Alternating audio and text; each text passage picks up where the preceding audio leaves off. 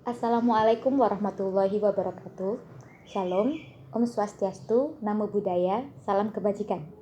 Nah, pada kesempatan kali ini, kami dari kelompok 3, kelas teknik telekomunikasi 4407, akan membahas tentang sistem komunikasi serat optik. Sebelum kita berlanjut ke materi, saya akan memperkenalkan nama-nama anggota dari kelompok 3. Yang pertama, Aisyah Aulia Karimah Fitri. Yang kedua, Azahra Setiawardani. Yang ketiga, Alfa Hasbullah. Yang keempat, Hasnan Muhammad. Dan yang terakhir, Azra Alfa Hadiyasik. Nah, selanjutnya adalah pendahuluan. Ilmu dasar dari transmisi serat optik adalah ilmu fisika optik, khususnya pembiasan atau dispersi. Hukum pembiasan menyatakan bahwa cahaya yang datang dari media dengan indeks bias rendah ke benda yang berindeks bias lebih tinggi akan dibiaskan mendekati garis normal. Contohnya, cahaya dari udara ke kaca. Sebaliknya, cahaya yang datang dari media dengan indeks bias tinggi ke media yang memiliki indeks bias rendah akan dibiaskan menjauhi garis normal. Contohnya, cahaya dari kaca ke udara. Pada kasus transmisi dari kaca ke udara, jika sudut datang diperbesar sedikit demi sedikit, maka suatu saat cahaya tepat dibiaskan 90 derajat, disebut sudut kritis θk.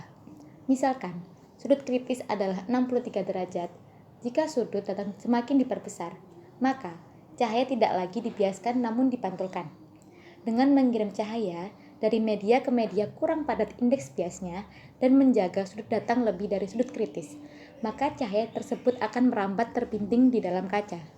Contoh, jika cahaya ditembakkan ke dalam kaca dari udara, maka terdapat batas sudut yang menyebabkan cahaya yang masuk ke kaca akan mengalami pemantulan oleh dinding kaca. Sudut batas ini disebut sudut batas penerimaan. Sinus dari sudut ini disebut dengan numerical aperture.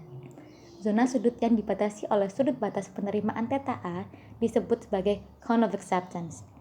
Jika N2 adalah indeks bias kaca dan N1 adalah indeks bias udara, maka sinus sudut batas penerimaan θA adalah sin θA sama dengan N2 kuadrat minus N1 kuadrat.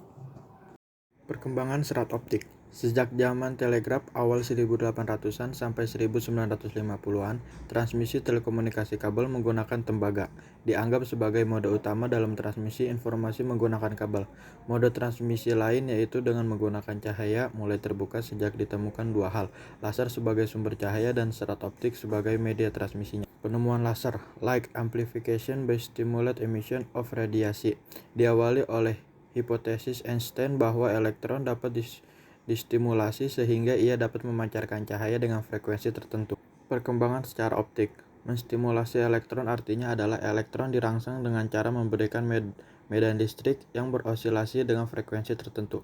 Elektron yang tereksitasi ini kemudian akan menyerap energi dan naik dari level semula ke level baru yang lebih tinggi. Ketika elektron ini melepaskan energi yang ia serap tadi, maka ia akan memancarkan emisi foton cahaya dengan frekuensi tertentu. Warna dari cahaya yang dipancarkan bergantung dengan energi yang dikeluarkan sesuai persamaan Max Planck. E sama dengan H titik F, dengan F adalah frekuensi dan H adalah konstanta Max Planck. Perkembangan serat optik. Foton yang dipancarkan kemudian diperkuat sehingga menghasilkan sinar yang disebut sinar laser. Sebelum sinar laser ditemukan tahun 1951, Charles Hartog-Townes menemukan sinar maser, microwave application by stimulate emission of radiasi. Sinar laser kemudian betul-betul lahir pada tahun 1960 oleh Theodore Maiman dengan demonstrasinya di House Lab Malibu. Setelah tidak kurang dari 40 tahun setelah Einstein memberikan hipotesis 1918 bahwa elektron dapat distimulasi sehingga dapat memancarkan foton, baru pada 1960 teknologi sinar laser ditemukan. Berbeda dengan sinar lampu pijar, misalnya sinar laser bersifat koheren. Perkembangan serat optik. Koheren sama dengan KO plus heren, yaitu CO sama dengan bersama heren sama dengan heredity sama dengan keturunan. Koheren sama dengan bersama-sama atau serempak atau mengumpul. Berkas cahaya menyebar. Yang ini berkas cahaya koheren. Sinar laser memiliki sifat mengumpul dalam arti bahwa berkah sinar laser tidak menyebar. Sifat koheren menyebabkan sinar laser dapat menempuh jarak yang jauh, energinya tetap besar, tidak tersebar setelah menempuh jarak yang jauh. Perkembangan secara optik. Sifat koheren tersebut menyebabkan sinar laser digunakan untuk berbagai keperluan surgery, operasi medis, memotong pointer, dan komunikasi. Problem menembakkan langsung ke udara tentu saja adalah penghalang yang menghalangi perambatan laser. Serat optik paling sederhana adalah kaca berbentuk silinder. Diameter silinder kaca harus dibuat cukup kecil agar tidak memakan tempat terlalu banyak. Untuk meningkatkan kinerja kaca dalam membimbing cahaya, maka konstruksi silinder kaca sederhana diperbaiki dengan menambahkan lapisan cladding. Cladding secara harfiah berarti pembungkus. Cladding adalah juga optik yang memiliki indeks bias yang lebih kecil dari kaca atau inti dari serat optik. Perkembangan serat optik. Struktur serat optik yang dibungkus oleh cladding menyebabkan cahaya lebih terbimbing di dalam serat optik. Struktur serat optik yang dibungkus dengan cladding diusulkan oleh Bram Van Hill pada tahun 1953. Cladding ini disempurnakan oleh Lawrence Curtis tahun 1956 dengan bahan kaca. Jadi inti kaca dan claddingnya juga terbuat dari kaca. Berikut adalah gambar fiber optik dan bagian-bagian yang ada di dalamnya. Berikutnya, masih di perkembangan serat optik, beberapa penemuan lainnya yang semakin menguatkan posisi serat optik dalam mode transmisi telekomunikasi dewasa ini adalah penemuan penguat optik dengan EDFA atau Erbium Doped Fiber Amplifier. Sinyal soliton yaitu bentuk sinyal yang tahan terhadap masalah dispersi sehingga bisa mencapai jarak yang sangat jauh. Berikut adalah gambar dasar SKSO atau sistem komunikasi serat optik yang di dalamnya terdapat sinyal analog misalnya seperti suara, gambar, atau video, lalu terdapat ADC, laser, dan detektor. Masih di sistem komunikasi serat optik, sinyal informasi paling awal adalah sinyal analog, misal suara, gambar, atau video. Sinyal tersebut didigitalkan dengan proses ADC. Sinyal digital tersebut memodulasi pemancar laser. Modulasi paling sederhana adalah dengan OOK atau on-off keying, yang direalisasikan dengan menembakkan sinar laser intensitas lemah dan intensitas titik kuat.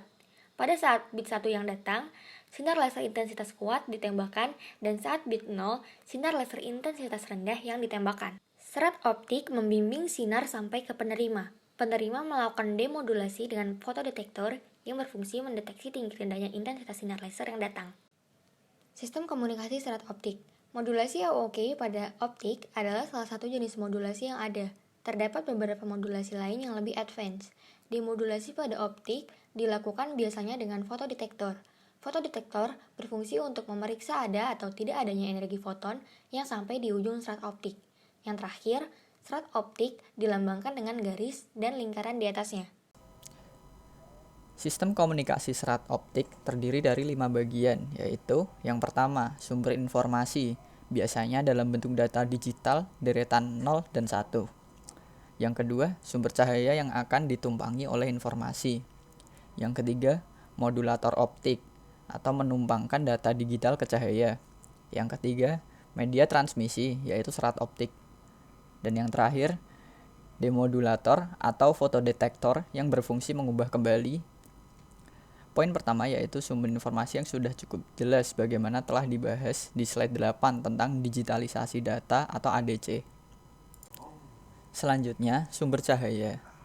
Sumber cahaya utama serat optik adalah laser dan LED atau light emitting diode. Semakin populer karena murah dan dayanya rendah. Terdapat 4 warna utama LED yaitu red, green, blue, and white. Warna dari LED ditentukan oleh doping di dalam semikonduktor pembuat diode LED tersebut. Contoh, LED biru terjadi karena semikonduktornya dicampur atau didoping magnesium. LED merah memiliki frekuensi paling rendah, diikuti oleh green dan blue. Atau LED merah memiliki panjang gelombang paling besar, hijau lebih pendek, dan biru yang paling pendek. Pada tahun 1970-an, laser dengan panjang gelombang 800 nanometer multimode adalah paling umum digunakan pada tahun 2000-an. Laser dengan panjang gelombang 1550 nanometer single mode adalah yang paling umum digunakan, baik gelombang di 800 nanometer maupun 1550 termasuk ke dalam spektrum inframerah. 4 kali evolusi selama 1970 sampai 2000. Selanjutnya, modulasi. Modulasi ini dimaksudkan untuk menumpangkan informasi elektrik atau digital ke sinyal optik atau laser. Sinyal carrier dalam hal ini adalah sinyal laser. Teknik modulasi yang paling umum adalah on-off keying. Sebagaimana telah dijelaskan sebelumnya, teknik modulasi OOK ini disebut teknik modulasi langsung. Kekurangan dari modulasi langsung ini adalah jangkauan sinyal yang tidak terlalu jauh akibat adanya efek chirping pada bahan akibat proses OOK tersebut. Untuk mengatasi permasalahan ini, dapat digunakan modulasi tidak langsung atau modulasi eksternal. Teknik modulasi dan demodulasi optik dibahas lebih lanjut pada MK-SKSO. Media transmisi serat optik. Secara struktur, serat optik tersusun atas, inti, cladding, dan coating atau pembungkus luar. Secara bahan, serat optik dibuat dari bahan kaca atau plastik. Serat optik bahan kaca memiliki kemampuan transmisi lebih baik dibandingkan dengan plastik, namun lebih rentang untuk dibengkokkan, sementara serat optik dari plastik lebih tahan terhadap pembelokan. Serat optik modern didesain untuk bekerja pada panjang gelombang 1550 nanometer atau gelombang inframerah. Dua permasalahan dalam serat optik, yaitu redaman dan dispersi. Redaman adalah penurunan daya serat optik setelah menempuh jarak tertentu. Redaman terjadi karena sebagian energi cahaya keluar atau hilang dari serat optik, misalnya karena adanya bengkokan atau ketidaksempurnaan material dan fabrikasi. Redaman dinotasikan dalam dB per kilometer. Tipikal redaman serat optik adalah 0,2 sampai 0,3 dB per kilometer. Redaman dapat terjadi juga karena adanya sambungan splicing. Semakin banyak sambungan, semakin banyak pula redaman. Tipikal redaman sambungan adalah 0,1 dB per sambungan atau per splicing. Dispersi adalah perbedaan waktu yang terjadi antara cahaya yang merambat lurus dalam serat optik dengan cahaya yang dipantulkan. Besar dispersi akan tergantung dari sudut pantul dan panjang serat optik. Dampak dari dispersi adalah memanjangnya sinyal terima di ujung serat optik karena saling bertumpang tindih antara sinyal langsung dan sinyal pantulan. Cara mengatasi redaman dan dispersi. Upaya untuk mengurangi redaman adalah mengurangi jumlah sambungan dan menggunakan penguat optik yang populer saat ini adalah EDVA. Upaya untuk mengurangi dispersi adalah dengan menggunakan transmisi single mode. Hanya boleh satu frekuensi sinyal yang merambat dalam optik. Teknologi transmisi serat optik saat ini adalah menggunakan transmisi sinyal single mode dengan panjang 1550 nanometer. Sejauh ini, konfigurasi inilah yang dianggap terbaik untuk transmisi.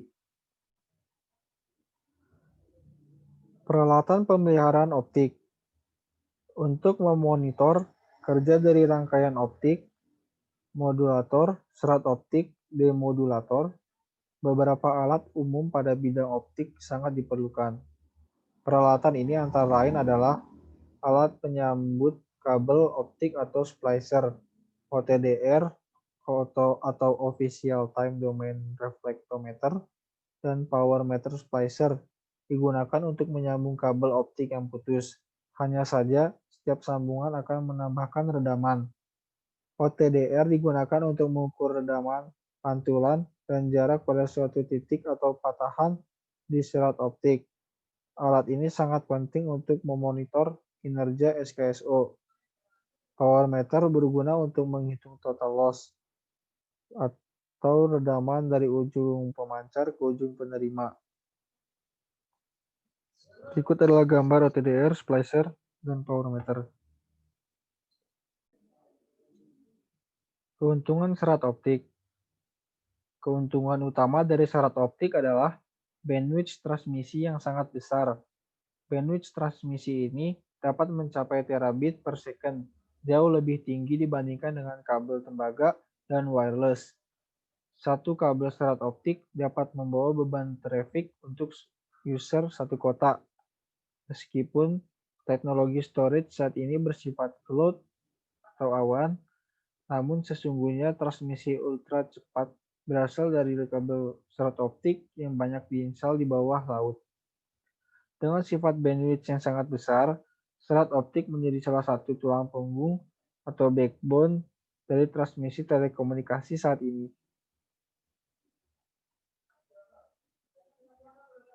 Cukup sekian presentasi yang bisa kami sampaikan. Mohon maaf bila ada kekurangan dan kesalahan kata. Wassalamualaikum warahmatullahi wabarakatuh.